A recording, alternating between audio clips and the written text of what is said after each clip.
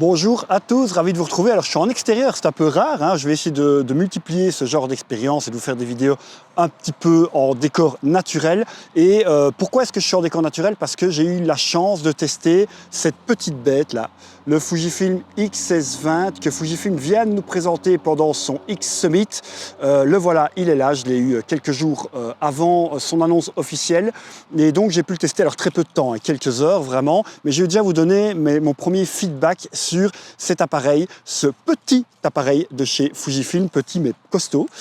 Et je vais vous donner vous dire ce que j'en pense, surtout au niveau de la photo. Vous savez que moi je suis photographe de portrait, donc c'est un appareil qui peut-être ne se destine pas à ma catégorie de photographe, mais j'ai quand même trouvé des points intéressants et on va les parcourir ensemble. Alors la première chose évidemment, c'est qu'il est tout petit, hein. C'est vraiment un petit appareil qui fait 492 grammes, qui tient facilement dans la main. Le gros avantage, c'est sa poignée grip qu'il n'y avait pas sur le XS10, donc on a vraiment une bonne prise en main. Pourquoi est-ce que cette prise en main est meilleure? Parce que, deuxième bonne nouvelle, il utilise les W125, voilà, les W125 de chez Fujifilm, donc la nouvelle batterie de chez Fuji, qui est maintenant sur le XT5, XH2, etc., qui avait été inaugurée par le XT4. Et donc on a une beaucoup plus grosse autonomie. Fujifilm nous annonce jusqu'à 730 prises de vue par batterie avant de devoir changer. Donc ça, c'est franchement pas mal, c'est la bonne surprise puisqu'on sait que l'ancienne batterie, la W126S qui était utilisée par son prédécesseur, le XS10, eh bien, elle tenait pas vraiment beaucoup, surtout en vidéo, et on va y venir, mais c'est un appareil qui se destine énormément à la vidéo. Donc comme je vous le disais, il fait 492 grammes, donc moins de 500 grammes. Là, je l'ai couplé à un objectif que j'adore, le 33 mm 1.4, ce qui veut dire que dans la main, je n'ai même pas 1 kg, même pas une brique de lait dans la main. C'est très agréable à transporter. Pour un appareil de voyage, c'est parfait. Beaucoup plus agréable que de prendre par exemple mon XH2 qui est en train de me filmer là pour partir loin ou mettre dans la valise. Évidemment, le XS20, c'est un parfait appareil et compagnon de voyage. Donc pour la photo de voyage, déjà, je vous le recommande. Alors cet appareil, évidemment, comme son prédécesseur, c'est un appareil avec un mode PASM. Certains apprécieront, d'autres moins. J'ai déjà fait aussi des vidéos là-dessus. Moi, ça ne me dérange pas, vu que c'est un appareil qui se destine vraiment aux créateurs de contenus digitaux. Ce sont généralement des gens qui ont plus l'habitude de ce système que le système de la série X traditionnelle. Et d'ailleurs, je pense même que c'est un système qui se prête mieux à la création de contenu digital que le système de la série X classique AMOLED. Et pourtant, vous savez comme j'en suis fan, mais voilà, il faut quand même avouer que quand on est vraiment un vlogueur ou un créateur de contenu Instagram 3.0, eh bien ce système est certainement meilleur. D'ailleurs, Fujifilm a ajouté quelque chose sur cette fameuse roulette. Je ne sais pas si on va bien le voir ici. Voilà, il y a un V-Log. Je vais le mettre. Il est déjà dessus d'ailleurs. Il y a un V-Log, donc il y a le mode vidéo classique, mais ils ont rajouté le V-Log. Alors qu'est-ce que c'est le V-Log?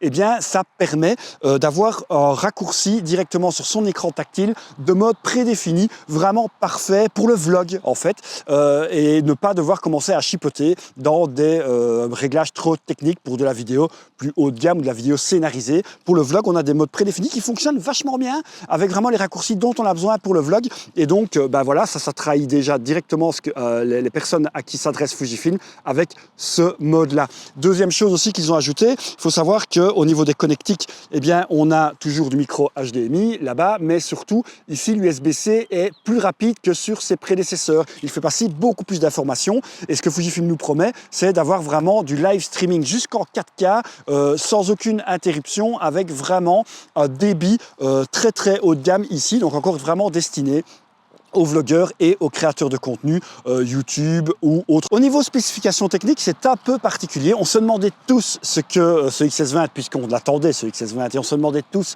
ce qu'il allait avoir sous le capot. Il a, bonne nouvelle, le X processeur 5, donc ça va nous permettre d'avoir une plus grosse vélocité au niveau de l'autofocus. Là également, on va le voir. Il va normalement avoir un meilleur traitement de l'image au niveau de la dynamique, mais ce traitement va être peut-être un peu freiné par son capteur parce que le XS20 a le capteur d'ancienne génération, le X-Trans 4. Je ne suis pas un grand fan, je vous invite d'ailleurs à aller revoir ma vidéo sur ce que j'espérais que Fujifilm allait nous sortir justement cette année.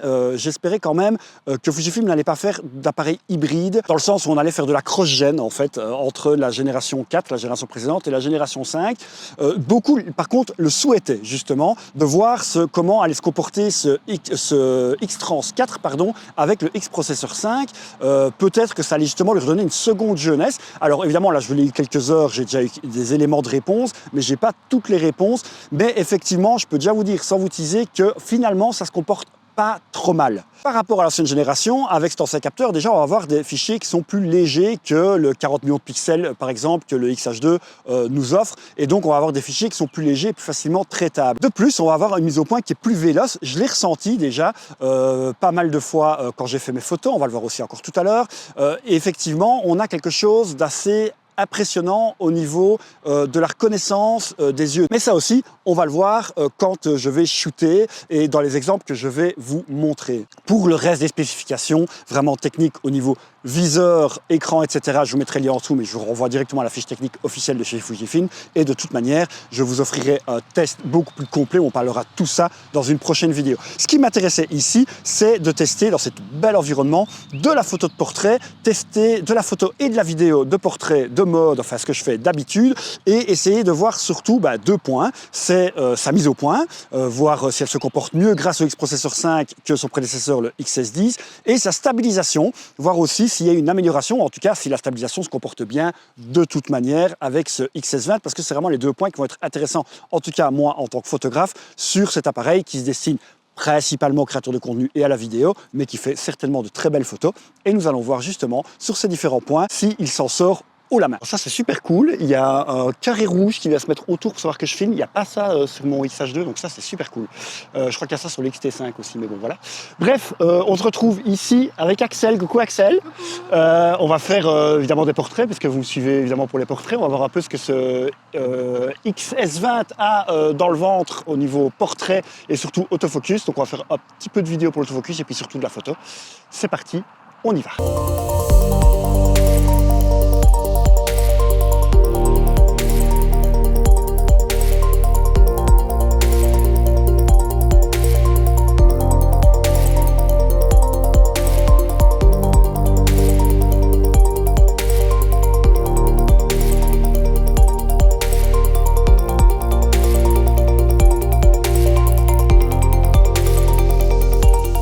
Alors là, je me filme avec la poignée TG-BT1 de chez Fujifilm. D'ailleurs, ça fera l'objet d'une autre vidéo sur ma chaîne.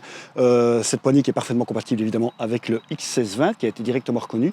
Et donc là, on va plutôt tester la stabilisation de ce XS20. Donc je vous le rappelle, stabilisation sur 5 axes sur un petit boîtier. Donc généralement, le moteur de stabilisation est un peu plus petit.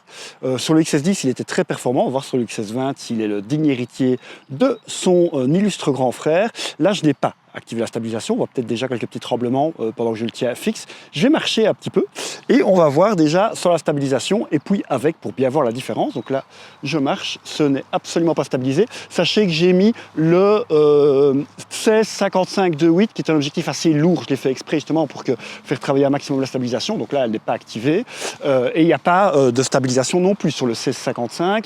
Donc c'est juste le boîtier qui va devoir travailler quand je vais activer la stabilisation. Donc là, on voit quand même que ça trempe convenablement. Je me suis mis dans un champ exprès pour que ce ne soit pas un terrain facilement praticable. Et maintenant, je me filme avec la stabilisation. Je vois en tout cas à l'écran une différence, mais je me regarderai évidemment à la vidéo au montage. Mais j'ai l'impression, donc là je me regarde dans l'écran, désolé si je ne vous regarde pas dans les yeux, mais j'ai l'impression quand même que c'est un petit peu mieux et que la stabilisation fait quand même bien son boulot. On le testera évidemment avec un modèle photo juste après, mais déjà, moi en tant que modèle, je suis pas trop mal. La stabilisation a l'air de faire pas mal son boulot sur ce XS20, donc déjà point réussi pour Fujifilm.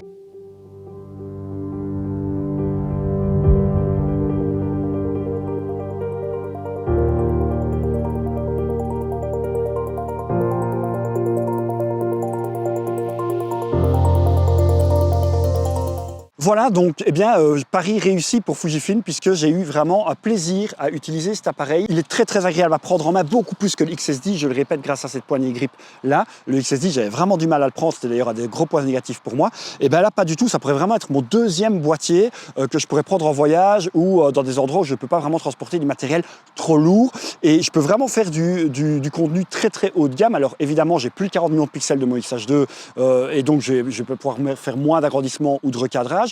mais la mise au point, elle est hyper véloce. J'ai même l'impression qu'au niveau de la mise au point, par exemple, eh bien, il est meilleur que mon XH2, c'est un peu triste à dire, mais ce X-Processor 5, il donne vraiment un coup de boost, une seconde jeunesse à ce X-Trans 4, et vu qu'on a un capteur qui est peut-être moins gourmand, avec moins de résolution, eh bien, le X-Processor 5 a beaucoup plus facile de repérer les visages et les yeux que sur le XH2, c'est assez incroyable, et donc il accrochait beaucoup mieux. C'est vraiment l'impression que j'ai eue.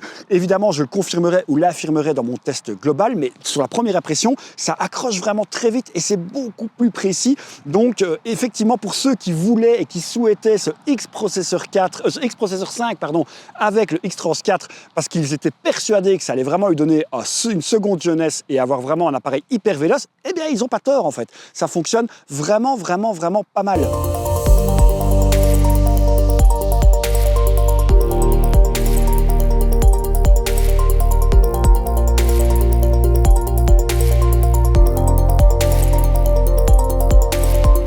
Au niveau de la stabilisation, vous l'avez vu, ça fonctionne bien. Est-ce que ça fonctionne mieux que le XS10? J'en suis pas sûr. J'ai l'impression que c'est plus ou moins kiff-kiff. Il faudrait que j'aie les deux et que je reteste l'un et l'autre. Ça, peut-être que je le ferai dans le test global, mais en tout cas, elle fonctionne vraiment bien. Vous l'avez vu en vidéo. Donc pour ça, c'est un bon point aussi. L'autre chose sur laquelle je l'attendais également, c'est sur sa haute sensibilité. On a lancé un capteur, je vous rappelle, et là peut-être que c'est une limite pour la haute sensibilité, mais peut-être que le processeur va corriger tout ça.